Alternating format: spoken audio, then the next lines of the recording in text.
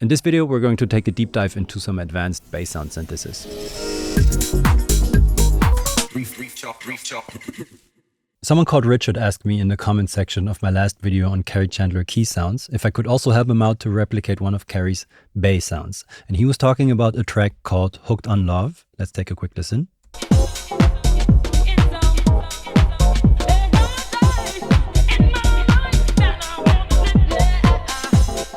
Actually, let's do a little comparison. So I replicated the sound in Operator and in Blue 2, which we're going to take a look at in a second. So we have the original here, we have one version over here, and then the other one over here. Let's take a quick listen.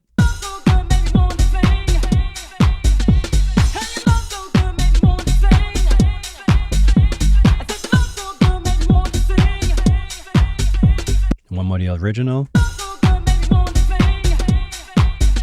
Operator. Sounds a bit different, but good. Okay, cool.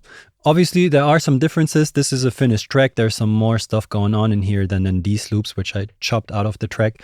But the basis of the sound is the same. And then you can still tweak it and fine-tune it and give it your own twist or try to get closer to the original. If you're just looking for some cool bass sounds for old school house and house, I actually just released a small sample pack containing 50 useful bass sounds for old school house and stuff like that. So if you want to check out the link in the description, feel free to do so. So how would I usually go about copying a sound like this? On this one, I actually got kind of lucky because I remember working on a project like a few years back, like 5 or 6 years back, which had a similar bass sound. Let's have a quick listen to that.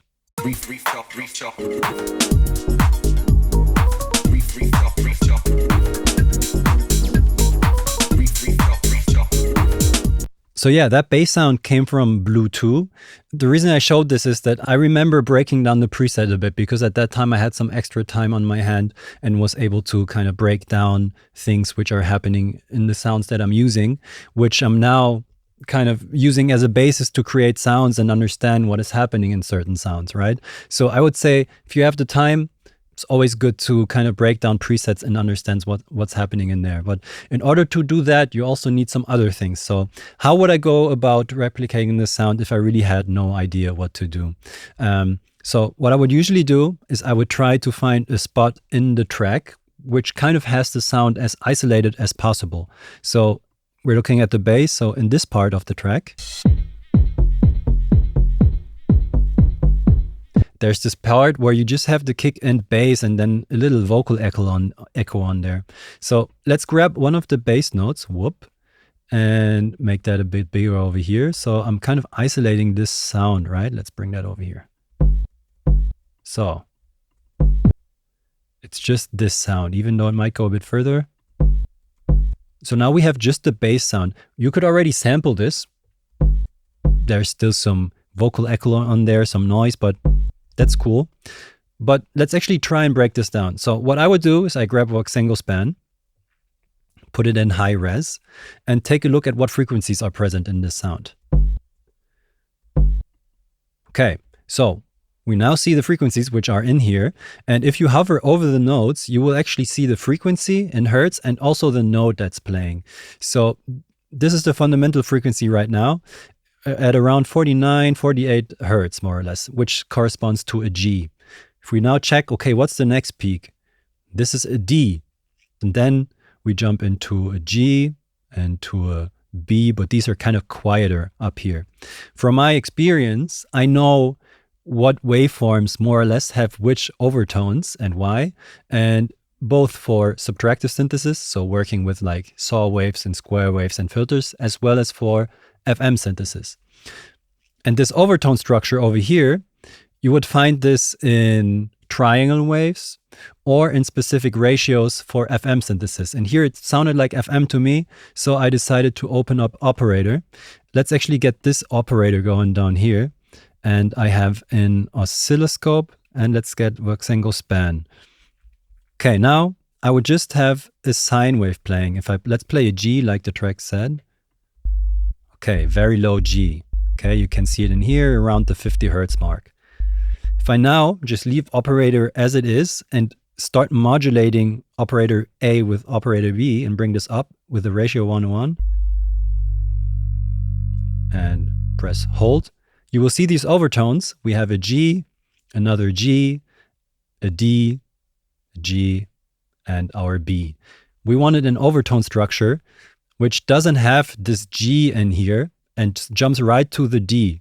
From experience, I know if you have a ratio of 2:1, you get closer to something like a triangle wave. Let's just play a G again and start modulating. If I press hold again, you will see we're going straight from the 49 Hertz of the G to the D, to our B. So this is kind of the overtone structure that we're looking for in here. I might have to take a step back and kind of explain these overtone structures really, really quick. If you're interested in this in more detail, let me know in the comments. I can do a deep dive into this type of stuff.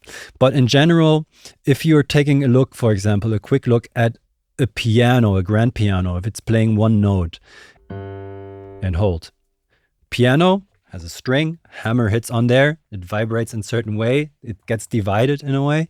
So if you're playing a G, which would correspond to around 100 Hertz, the next overtone will be double that frequency. So we're jumping from 100 Hertz to 200 Hertz. If you double the frequency, you're jumping up 1 octave, right? Now we're not doubling the frequency again. We're adding another, so we're adding again the fundamental frequency. So we had 100, we jumped to 200, we jumped to 300.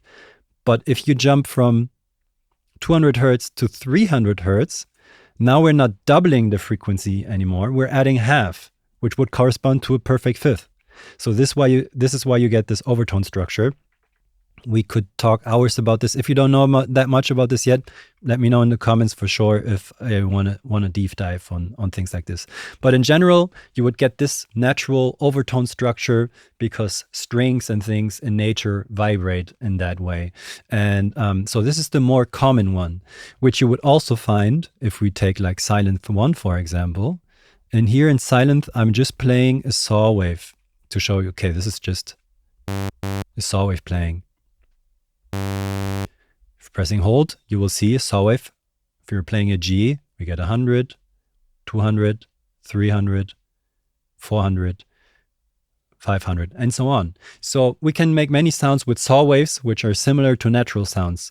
Like because pianos, if it has a string, has overtones like this. Pianos is another story. You might want to use FM for that. But in general, this is what happens, right? If we now turn to a pulse wave, for example, like a square wave, and we press G,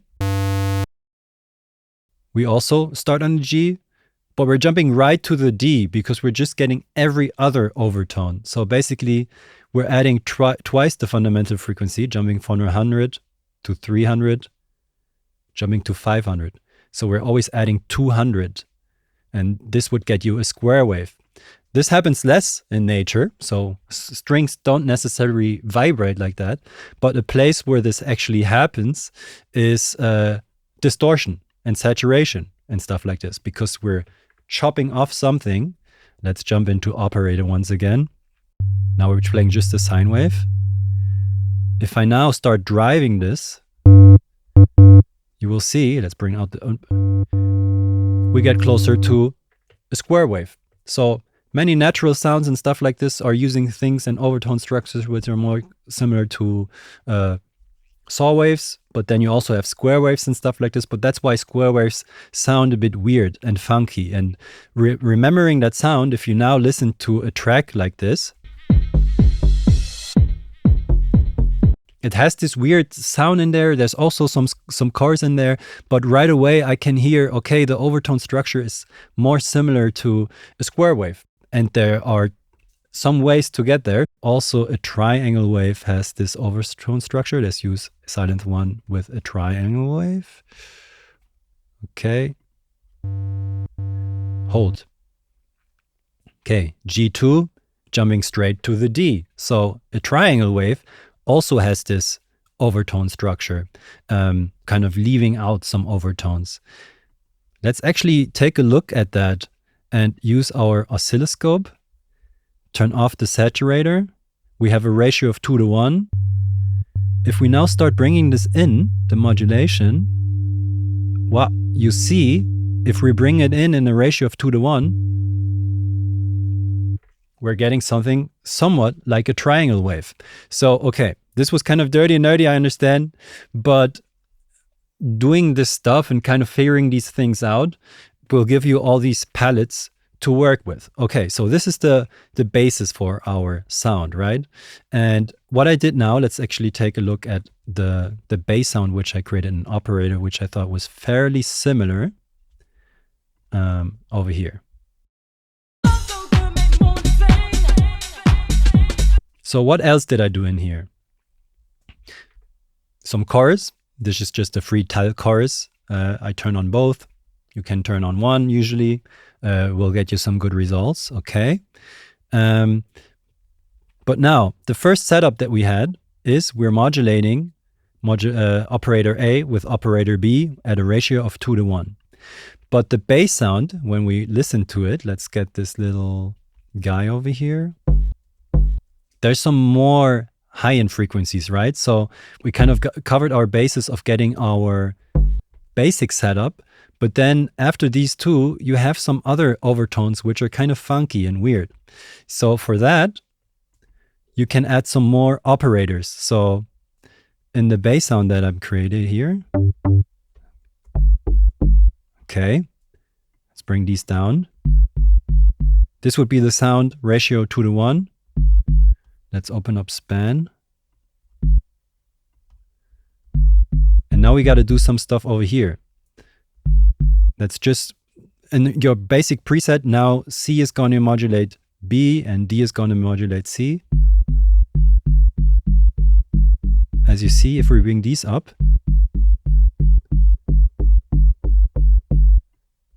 there's some more stuff happening. But now we just kind of want these to happen at the beginning, because if you take a look at our sound once again, you will see how the beginning is kind of modulated and there's more stuff happening. Then it kind of goes into this triangle wave shape that I've shown you. Then it gets more like a sine wave. And this is done with envelopes. So basically you have one envelope for the sound that's coming out. We're going to leave it as it is. For this modulation, we're kind of giving a steep envelope. So the wave would be like this.